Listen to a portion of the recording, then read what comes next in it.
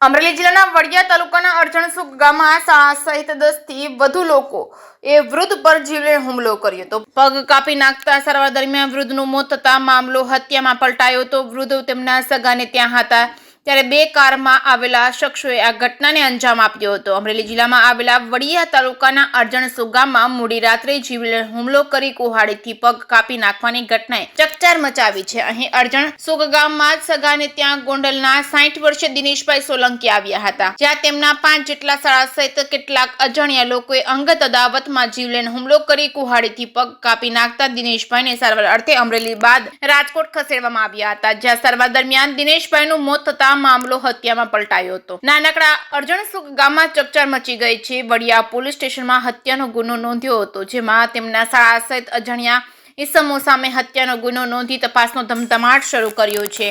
મૃતક દિનેશભાઈની પત્ની સાથે ઝઘડો થયા બાદ ઘર છોડી અરજણસુખ આવ્યા હતા, જ્યાં તેમના શાળા સહિત લોકો એકત્ર થયા હતા સમાધાન બાબતે। ત્યારબાદ બોલાચાલી થયા બાદ દિનેશભાઈ ઉપર જીવલેણ હુમલો થયો હતો, જેમાં મૃતકના 5 શાળા અને અજાણ્યા ઈસમો સામે ફરિયાદ નોંધાઈ છે, જેમાં શાળાના હાથે બંનેની હત્યા થતા ચકચાર મચી છે। હાલમાં આરોપીને પકડવા માટે ડીવાયએસપીના નેતૃત્વ હેઠળ અલગ અલગ ટીમો બનાવી કવાયત હાથ ધરવામાં આવી છે। જેકે સિંહ ગુજરાતી સાથે રાજુ કારિયા, વડિયા। અમરેલી જિલ્લાના વડિયા તાલુકાના અરજણસુખ ગામે રહેતા મનીષાબેન ભરતભાઈ રાઠોડ કે જેમના ઘરે તેમના કુટુંબી કાકા દિનેશભાઈ વનાભાઈ સોલંકી નાઓ ગઈ તારીખ 11 ના રોજ સાંજે આવેલ। દિનેશભાઈને પોતાના પરિવાર સાથે પોતાના પત્ની અને બાળકો સાથે માથાકૂટ ચાલતી હોય ને એટલે જ એકાદ મહિનાથી પોતાનું ઘર છોડેલું હોય। આ જ સંદર્ભમાં દિનેશભાઈ પોતાના શાળાઓ સાથે ચર્ચા કરવા માટે મનીષાબેનના ત્યાં ભેગા થયા હતા।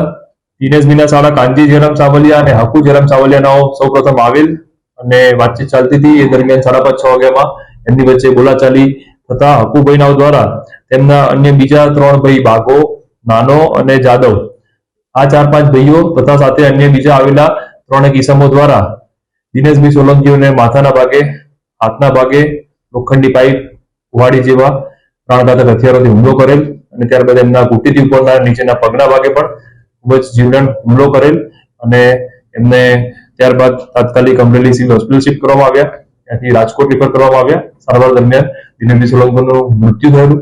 હાલમાં દિનેશભાઈ સોલંકીના મૃત્યુ નિપજાવવા માટે વડિયા પોલીસ સ્ટેશનમાં તમામ આરોપીઓ વિરુદ્ધ ગુનો દાખલ કરવામાં આવેલ છે। આગળ તપાસ કાર્યવાહી ચાલુ છે। કેટલા આરોપી? હાલમાં દિનેશભાઈના 5 શાળા અને એમની સાથે આવેલા 3 થી 4 જેટલા ઈસમો।